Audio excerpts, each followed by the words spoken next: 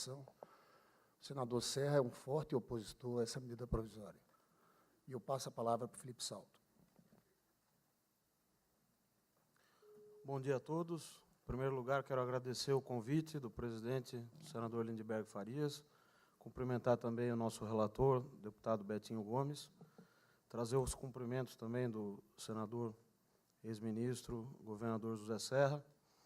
E meu objetivo aqui é trazer observações e dados para que a gente possa ampliar um pouco essa discussão. Porque fica parecendo que, de um lado, estão os do bem, aqueles que querem ampliar a transparência, e, de outro, estão os do mal, aqueles que querem fazer as coisas às escondidas e não são favoráveis a medidas que ampliem a transparência. Não é bem assim que a coisa funciona. Na minha apresentação, eu vou trazer uma primeira parte de contexto econômico e fiscal, mostrando o pano de fundo dessa deterioração das contas públicas que nós estamos observando hoje, porque não dá para imaginar que o Brasil chegou aqui à toa, né? O jabuti está em cima da árvore, mas ele não subiu lá sozinho. Há razões para que ele esteja lá em cima e a gente precisa aprofundar mais a análise sobre essas razões. E, num segundo momento, que eu quero dedicar mais tempo, é avaliar essa proposta da TLP e discutir uma alternativa, que, inclusive, nós vimos discutindo com o economista José Roberto Afonso, que vai estar aqui também na próxima mesa. Bom, aqui está o roteiro do que eu gostaria de discutir. Primeiro, que o problema fiscal é muito mais profundo do que está nas aparências. Não é a adoção de uma TLP ou de uma taxa, o que quer que seja, que vai ser a bala de prata para resolver a questão dos subsídios e a questão fiscal. Todo mundo sabe que, ao longo dos últimos anos, foi contratado um excesso de subsídios, isso ocupou um espaço importante do ponto de vista de pressão fiscal, mas não é agora que a gente vai, então, jogar a água suja e o bebê junto fora. A gente tem que preservar o bebê e jogar só a água suja do banho. Sem retomada do crescimento, não vai adiantar fazer o esforço descomunal que seja, porque o fiscal não recupera. Basta ver, como eu vou mostrar em seguida, que já há um corte importantíssimo das despesas discricionárias. O investimento está caindo a mais de 50%, quando a gente pega o PAC, e se pegar todo o investimento da União, de janeiro a maio, em relação ao mesmo período do ano, ao mesmo período de 2016, está caindo perto de 40%. Então, todos os ministérios, exceto o MRE, Ministério das Relações Exteriores, estão apresentando queda nas despesas discricionárias. Isso não é uma novidade, era esperado, porque, para que se faça o ajuste fiscal, como você tem um excesso de despesas obrigatórias, e aí acho que o governo tem toda a razão de levar adiante a reforma da Previdência, mas não vai ser suficiente, vai precisar mexer em outros gastos obrigatórios. Era esperado, então, que as despesas discricionárias pagassem o pato disso. Vou mostrar que o desequilíbrio do FAT não tem nada a ver com o BNDES. Ele tem a ver com duas razões primordiais. A crise econômica, e aí as desonerações também estão associadas a isso, que fez despencar a receita de PIS/PASEP. E a outra questão, aliás, e ainda ligado a essa primeira questão, o aumento do seguro-desemprego a bônus salarial. E um segundo, que é também importante, que é a mudança da DRU de 20% para 30%. Só essa mudança tirou 11 bilhões das receitas do FAT em 2016 e 2017 em valores nominais. A adoção da TLP em substituição à TJLP de maneira indiscriminada não resolve o problema. O que, já antecipando as conclusões, nós vamos talvez poder discutir, é que seria interessante a TLP para a parte do funding que é tesouro, do emissão de dívida. Então, vamos adotar. Se o problema foi o excesso de emissões de 2008 para cá, sobretudo 2009 e 2010. Curiosamente, você teve mais de 200 bi naqueles 2 anos. Então, vamos resolver esse problema. Não vamos matar a fonte constitucional do BNDES, que é o FAT. E, nessa questão, quando a gente discute o FAT, muitos aqui falaram sobre a questão do subsídio implícito. No caso do FAT, não tem subsídio implícito e não tem subsídio explícito, porque não tem custo, não tem oportunidade. Não cabe análise de custo de oportunidade quando não tem oportunidade. Quer dizer, o FAT está definido na Constituição que 40% é para o BNDES. Não adianta a gente espernear, porque esses 40% estão carimbados na Constituição. Então, não é para fazer fla-flu, porque eu acho que essa questão é muito séria para a gente transformar num debate, como eu comecei dizendo, dos bonzinhos contra os maus. Mas a verdade é que, se a gente dissesse o seguinte, olha, o custo de oportunidade do FAT é o próprio custo da dívida, ele poderia ser usado para pagar a dívida, não é verdade. Então, quer dizer que nós teríamos que, junto com essa MP, apresentar uma proposta de emenda constitucional para mudar o que a Constituição diz, que 40% está reservado para o financiamento de políticas voltadas ao desenvolvimento. E não há nada de errado nisso.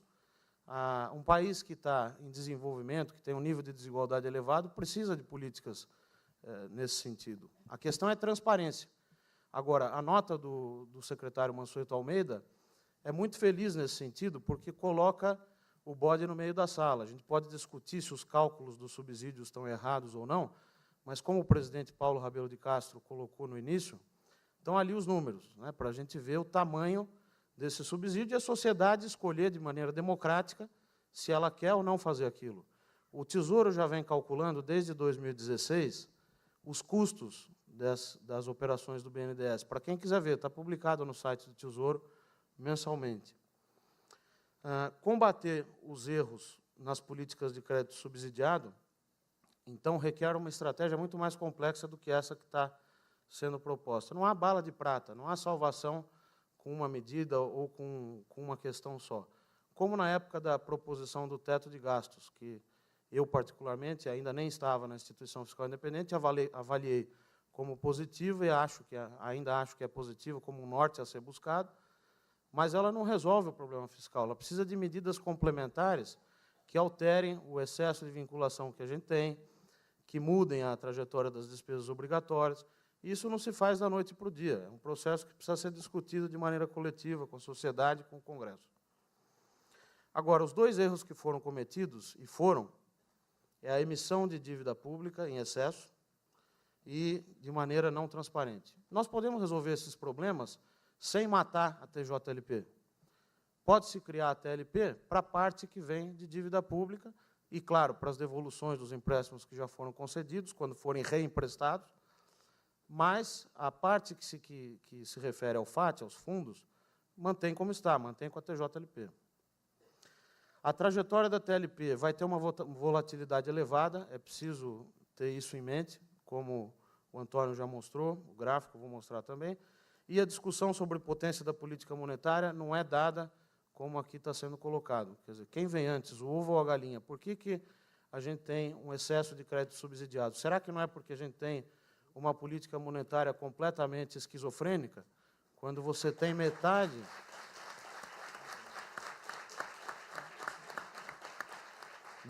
da dívida pública atrelada ao próprio instrumento de gestão da política monetária.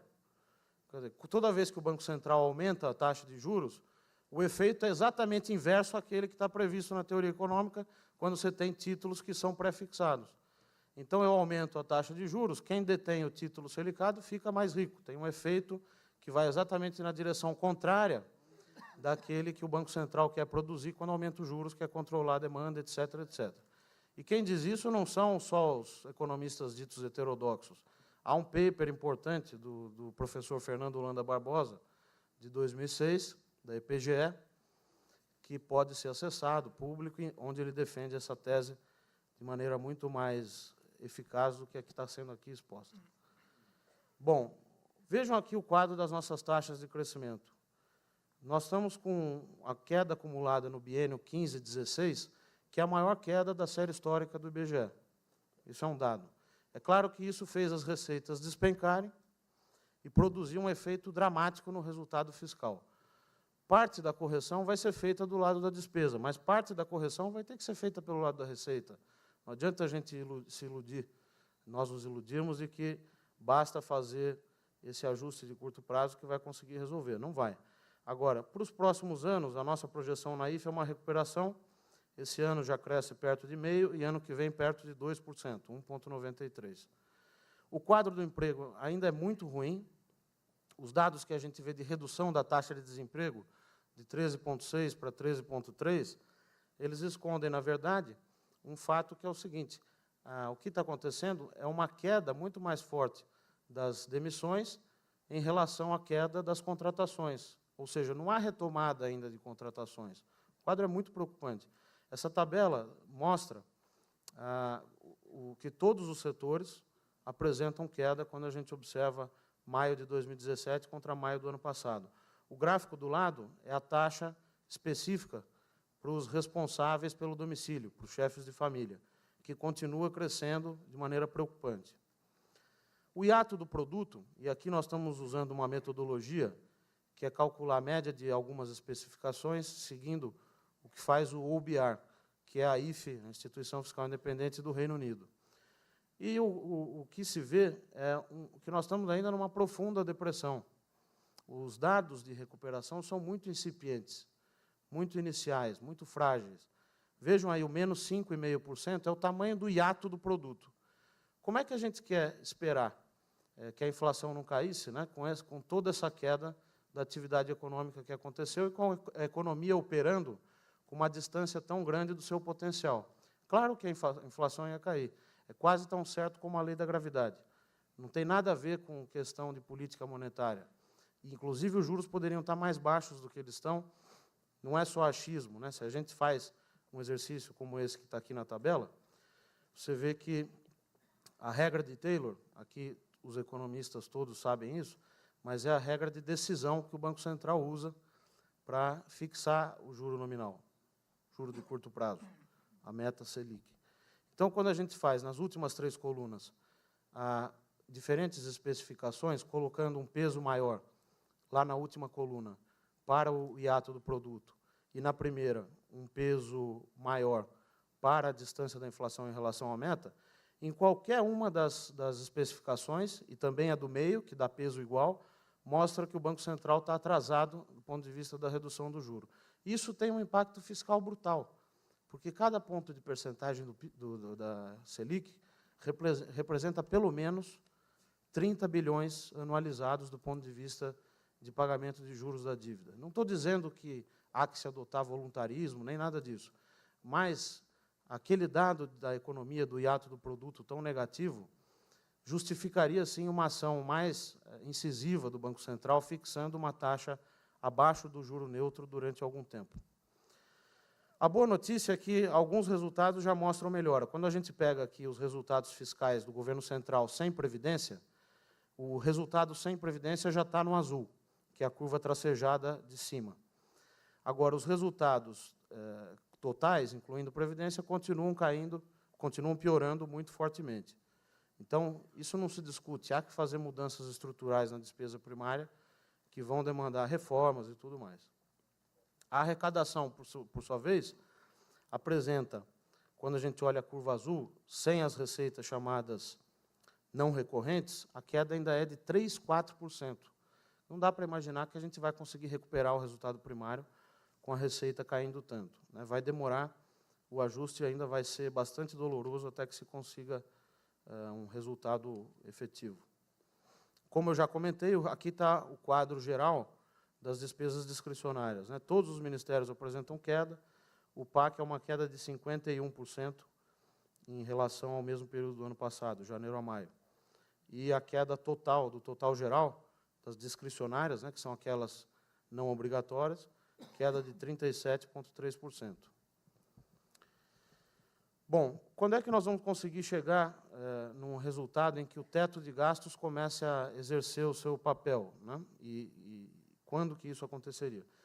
Por essa tabela que eu mostro agora, você tem na primeira coluna o teto, que é calculado com base em 2016, vai corrigindo pela inflação, até junho, acumulado em 12 meses. E na segunda coluna, as despesas sujeitas ao teto.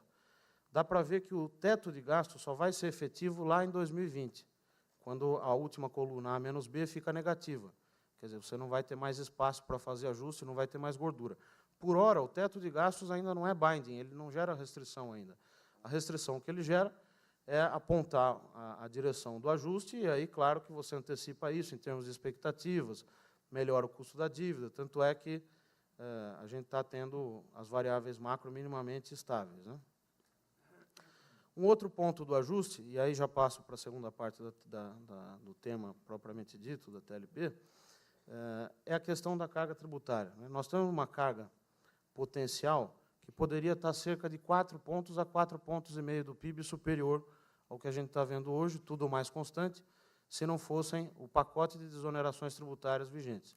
Se a gente reduzisse pela metade as desonerações, o déficit primário estaria zerado. Claro que não dá para fazer essa análise sem ver os efeitos que isso teria no restante da economia. Mas o dado impressiona porque mostra também o peso, né, do que aconteceu do lado da receita nessa deterioração fiscal. Não é só uma questão de gastança, de expansionismo, como se quer dizer. Houve também uma piora importante do lado da receita com o peso dessas políticas do gasto tributário.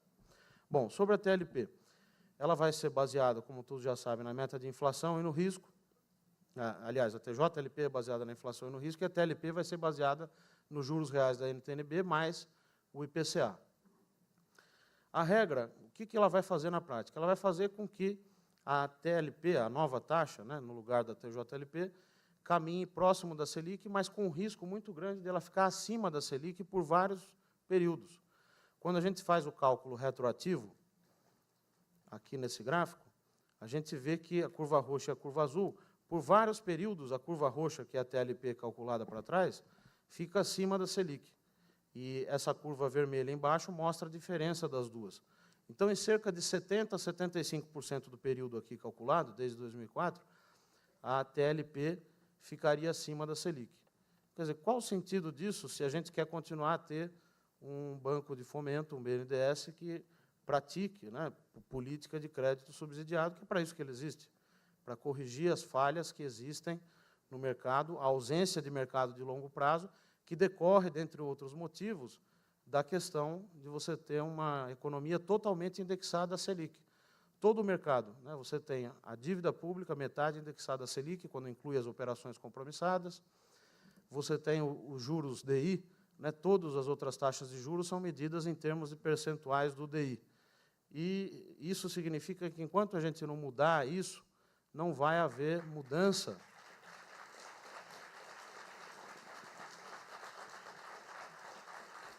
Não vai haver mudança também do lado do tamanho do crédito subsidiado.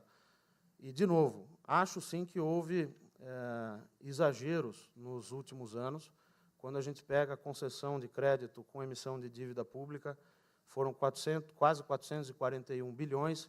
Parte disso, é importante dizer, já foi devolvido, mas claramente não seria uma política sustentável você emitir dívida de maneira acelerada para sustentar. O que se precisa voltar é o padrão anterior em que você tinha o FAT, os empréstimos garantidos e a correção pela TJLP, o que já daria ao BNDES condições importantes de funcionamento, e isso não exclui a necessidade, como os outros colegas aqui apresentaram, de maior transparência, ao contrário, né, essa agenda da transparência está na ordem do dia, é a prioridade das prioridades. Agora, aqui algumas contas, só para mostrar como é que vai funcionar a TLP. Então, você tem, por exemplo, 4% de inflação, aí está errado no slide, é 4, não 4,5%. Vamos colocar que os juros da NTN-B de 5 anos seja de 6%, hoje está abaixo disso, mas só para fins de uma simulação. Então, a TLP seria 10%. Só que vai haver 5 anos de transição. Então, você vê lá naquele vermelhinho, o 0,5, é o fator de correção que vai sendo aplicado, o redutor, para que a TLP fique, no primeiro ano, igual à TJLP, 7%, e depois esse 0,5 vai subindo, 0,6, 0,7, 0,8, até que se atinge, então, 100% dos juros da NTN-B. Então, olha o que acontece. No segundo ano, a TLP já subiria de 7 para 7,6, com o fator 0,5 saltando para 0,6. Isso é simulação, mas, obviamente, nós estamos vendo aqui um quadro em que, muito provavelmente, a TLP ficará acima da Selic, porque no mercado já tem gente projetando a Selic a 7%. Né? Claro que depois ela volta a subir, porque o hiato do produto fecha, etc., etc. Mas o risco da gente ter uma TLP que varie muito e que fique acima do juro básico é muito elevado. Sobretudo porque a consolidação fiscal, vamos assumir que, de fato, ela seja o fator preponderante para explicar o juro neutro elevado que nós temos, ela ainda vai demorar, não vai ser da noite para o dia, não é porque aprovou a reforma do trabalhista que agora nós passamos para o clube dos ricos e, de repente, nós temos juros civilizados. Não é assim que a coisa funciona. Bom, aqui, caminhando para o final, mas para dar uma contribuição a respeito do FAT, eu gostaria de mostrar essa tabela das receitas do FAT. Quando a gente considera a DRU fixa em 20%, aí tem a evolução do PIS/PASEP, das receitas da DRU, e a gente vê que, mesmo sem a mudança da DRU que aconteceu no ano passado, retroativa a janeiro de 2016, já havia quedas importantes ali, como está destacado naquele círculo em vermelho. 4,7, 7,7, 4,8 de queda em 2016. Uma média de queda aí de quase 6% em termos reais das receitas do fundo. Quando a gente coloca o efeito da DRU, de 20 para 30, essa queda, claro que é ainda maior, somente essa mudança de 20 para 30 representa 11 bilhões em termos de perda de receita nos anos de 2016 e 2017. Agora, isso acaba sendo uma troca de receitas de lá para cá, porque o próprio Tesouro depois, ele aumentou a DRU, mas depois ele vem e tem que cobrir esse buraco do FAT com receitas dele próprio. Então, você traz de um lado e depois tem que devolver de outro. O resumo dos dados que a gente tem do FAT, para terminar com esse quadro aqui, é o seguinte: nós temos o gasto com seguro-desemprego. Quando a gente compara 2012 com 2017, e o gasto com abono salarial, houve um aumento total de quase 19 bilhões. Nesse mesmo período, a receita aumentou só 1,1 bilhão. No caso do BNDES, a rubrica BNDES, empréstimos ao BNDES, do FAT, variou apenas 0,6 bi. Então, me parece claro que o problema do FAT nada tem a ver com o BNDES. Então, essa questão do FAT precisa ser preservada. A receita, a sociedade decidiu, se a gente acredita no processo constitucional democrático, a sociedade decidiu e fixou na Constituição que essa receita é do fundo. Então, há que ser preservada. Agora, qual é o problema, para terminar? O real problema é a emissão de dívida pública em excesso. Isso me parece que pode sim ser corrigido com a adoção da TLP para o funding que vem de dívida pública e aquilo que vai sendo devolvido e reemprestado. Há que se ver esse prazo de 5 anos, se pode ser maior, para evitar que seja uma mudança muito drástica, mas me parece que uma mudança nesse sentido poderia ser proveitosa, se pudesse ser incorporada no texto da MP. O que aconteceu com o investimento, e puxo também aquela observação do presidente, Paulo Rabelo, foi que ele ficou praticamente estacionado de 2007 a 2012, teve algum avanço, mas, aparentemente, essa política de emissão de títulos em favor do BNDES não compensou. Não é um exercício econométrico, mas o que se observa com a formação bruta de capital fixo é que não houve um avanço correspondente a todo aquele custo fiscal que foi assumido. Por outro lado, de 2012 para cá, a formação bruta vem despencando e já está em 16% do PIB, quando observado o ano de 2016. Me permite só, para terminar, mais um minuto? 1 minuto. A questão da potência da política monetária. Isso tem sido muito repetido, até citando aqui a nota técnica do Ministério da Fazenda, que é o terceiro motivo que eles colocam. Em terceiro lugar, a TLP contribuirá para aumentar a potência da política monetária e para a redução da taxa de juros estrutural da economia brasileira. Não há evidência empírica suficiente para sustentar isso. O que a gente sabe, na verdade, é que, desde a década de 80, quando se inventou a LFT, e aí as compromissadas se somaram a elas, a dívida pública tem um percentual fixo de quase 50% atrelado ao próprio instrumento de realização da política monetária. Então, enquanto a gente não mudar isso, antes ou concomitantemente com as mudanças que estão se pensando no âmbito do BNDES, dos subsídios e que devem ser estimuladas com o aumento da transparência, definitivamente não vai haver redução dos juros, porque há um problema aí na origem, há um pecado original que a gente precisa voltar a pensar e para conseguir corrigi-lo de uma vez por todas. Obrigado, desculpe me exceder no tempo. Muito bem, Felipe.